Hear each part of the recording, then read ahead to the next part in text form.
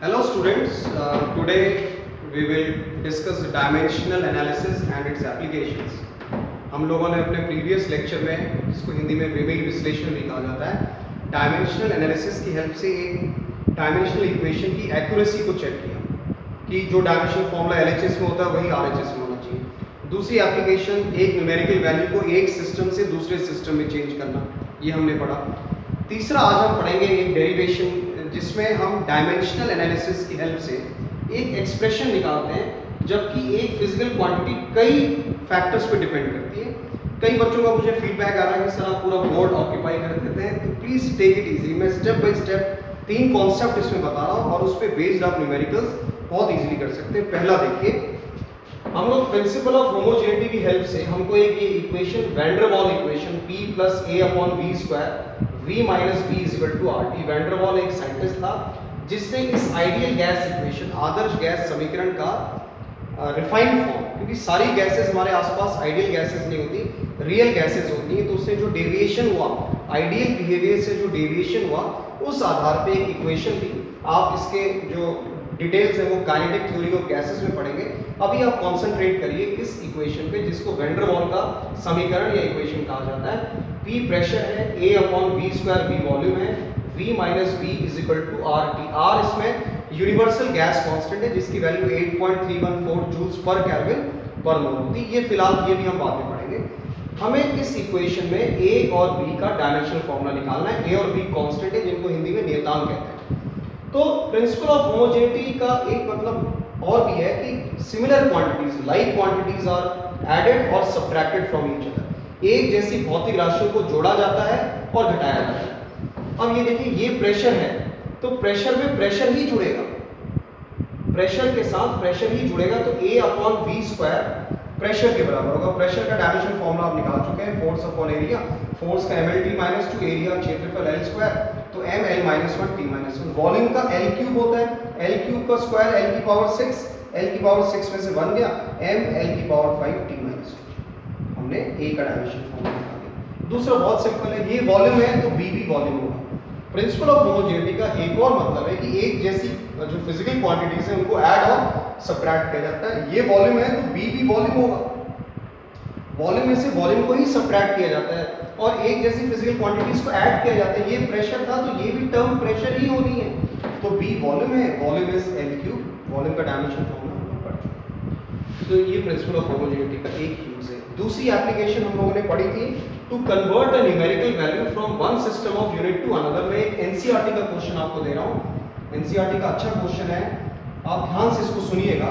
A new system of unit is so chosen that the unit of mass is alpha kg. एक नया system हमने लिया जिसमें mass की यूनिट अल्फा केजी है, unit of length is beta metre, unit of time is gamma second. एक नया system choose किया गया। How much 5 joule measure in this new system. ये हमसे बोल रहा है कि 5 जूल की वैल्यू इस नए सिस्टम में क्या होगी।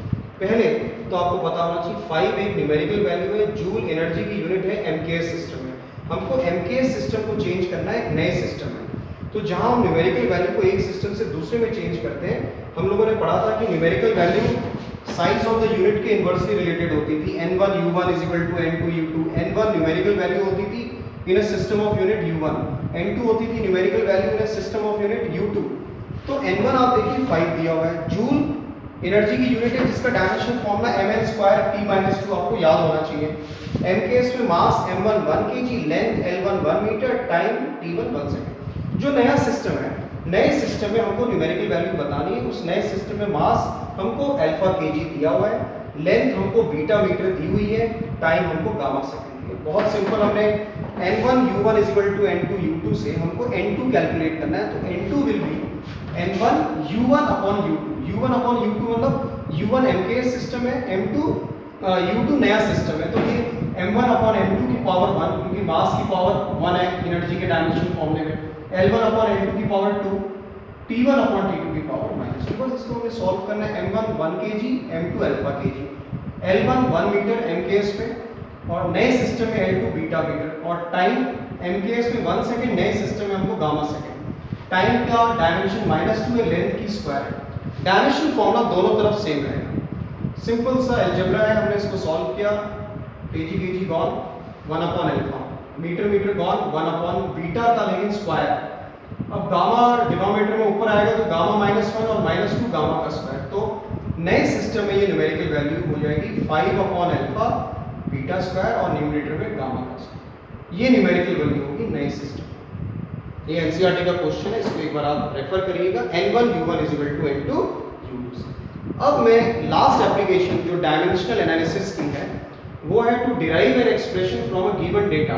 आपको एक डेटा दिया गया होगा, जानकारी दी गई होगी, आपको ये दिया होगा कि एक फिजिकल क्वांटिटी कितने फैक्टर्स पे डिपेंड कर रही है। डायमेंशनल एनालिसिस की हेल्प से हम उसका एक्सप्रेशन निकालेंगे। जैसे आप सब लोगों को पता है सिंपल पेंडुलम है, सिंपल पेंडुलम को एक स्ट्रिंग से धागे से लटकाया गया होता है। ये बॉब है, लोलक हिंदी में बोलते हैं इसको। ये इसकी मीन पोजीशन है, ये एक्सट्रीम पे गया, फिर मीन पे आया, माध्य अवस्था में फिर एक्सट्रीम में गया, फिर मीन पे आया। तो ये इसका एक ऑसिलेशन, एक दोलन हुआ। एक ऑसिलेशन को कंप्लीट करने में जो टाइम लगता है that is called time period, time taken by the simple pendulum to complete one oscillation. हमें न्यूमेरिकल में दिया है the time period of a simple pendulum depends on, ये जो प्रोपोर्शनैलिटी का साइन है ये बता रहा है कि depends on mass of the bob, m bob का मास है, l length of the string पे डिपेंड कर रहा है, g acceleration due to gravity and amplitude angle theta, कोण पे। एम्पलीट्यूड एंगल थीटा हमें पता है डायमेंशनलेस, तो उसको हम एट द आउटसेट हम इसको रिजेक्ट कर देंगे, ये हटा देंगे।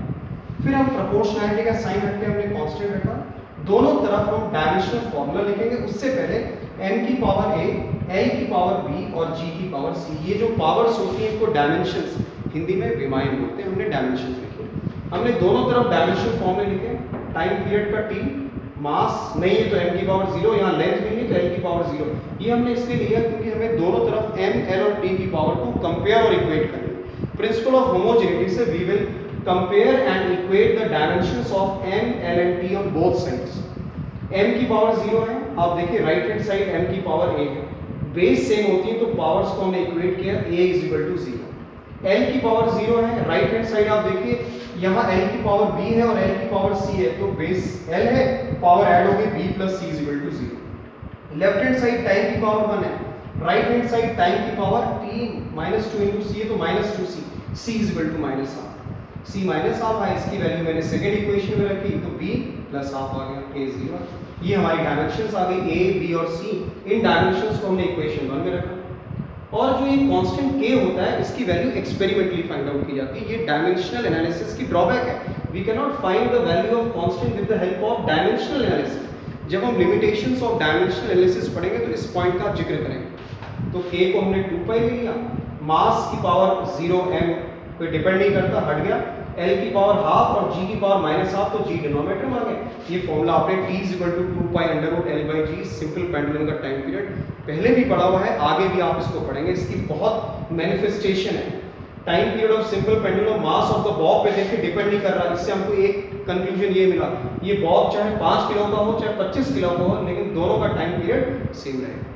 तो ये डायमेंशनल एनालिसिस से हम नए नए फॉर्मूलेज, नए नए एक्सप्रेशंस निकाल सकते हैं, और वो हमें न्यूमेरिकल में दिया होगा कि एक फिजिकल क्वांटिटी कितने फैक्टर्स पे डिपेंड करेगी। एक और इसकी ड्रॉबैक है कि एक फिजिकल क्वांटिटी जनरली 3 पे डिपेंड करती है, जब 4 वेरिएबल होते हैं तो फिर ये फेल हो जाती है। That we will discuss.